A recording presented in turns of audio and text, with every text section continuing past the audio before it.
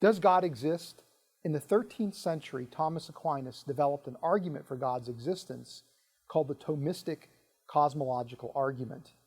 In the last episode, we explained what that argument is, and in this episode, we're going to talk about critiques of that argument and how we can respond to those critiques. I'm joined today by Travis Campbell, who is a Christian scholar who will help us unpack this topic.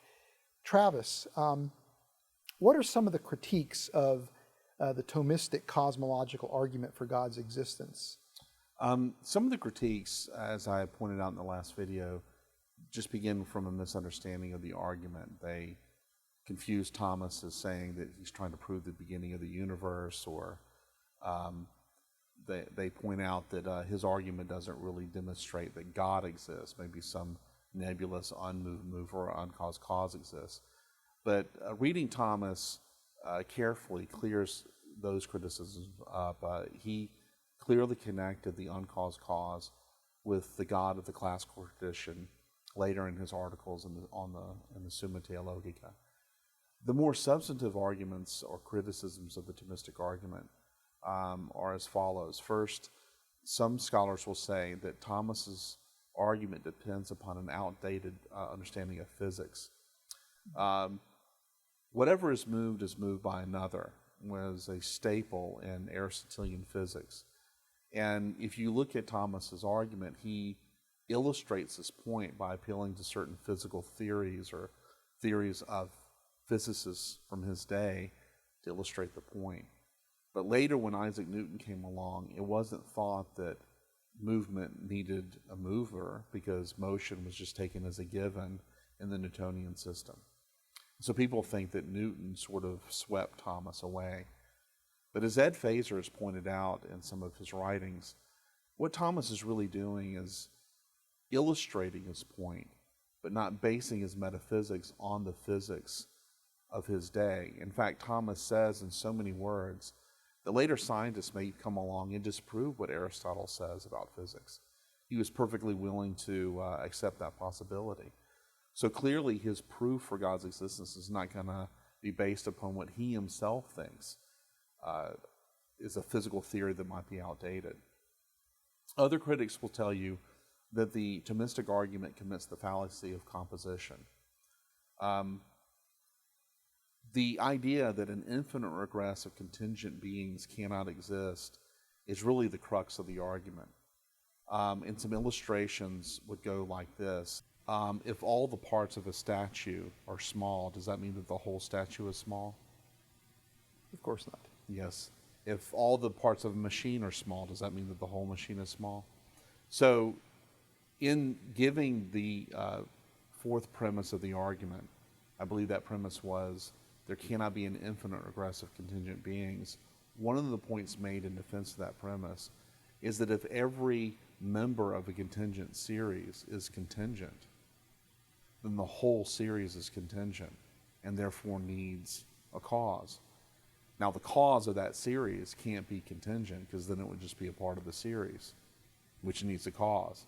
Therefore, the cause of the series must be uncaused and necessary.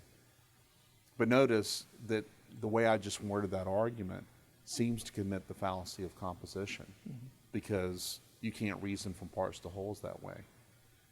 But as any logician will tell you, not all reasoning from parts to wholes is invalid. If every tile on the kitchen floor is blue, then the whole floor is blue.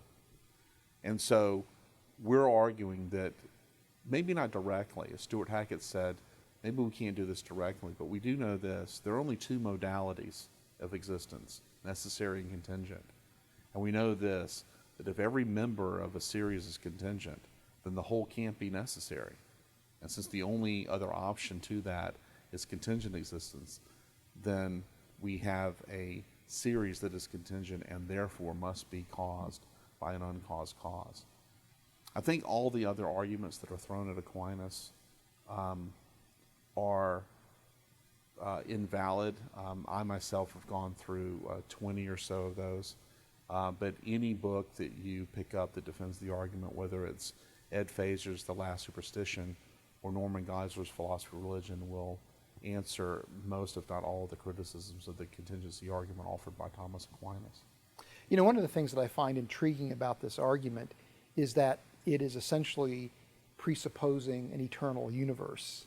Yes. And this is significant because one of the arguments that we use for God's existence is predicated on the fact that the universe has a beginning, Yes. whether it's our local universe or the multiverse itself.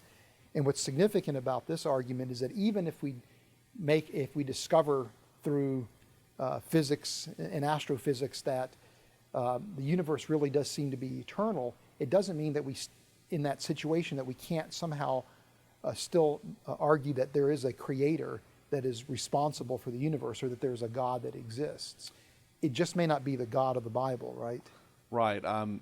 Even though Aquinas believed in the God of the Bible, he realized that he's not proving creation out of nothing from this argument. The word that he uses is eternal creation, that God has created from eternity an eternally existing universe. And Aquinas says that's a logical possibility. Another logical possibility is that from eternity God willed that a temporally finite universe exist. Now, among those two logical possibilities, Aquinas grabbed onto the second because the Bible tells him so. But either one, he says, doesn't keep you from concluding that God exists. And this is really why this is probably my favorite argument for God's existence, because it's like arguing against atheism with your hand tied behind your back. You're giving the atheist his number one presupposition, namely that the universe is eternal, and you're showing them that even on that assumption, God must exist.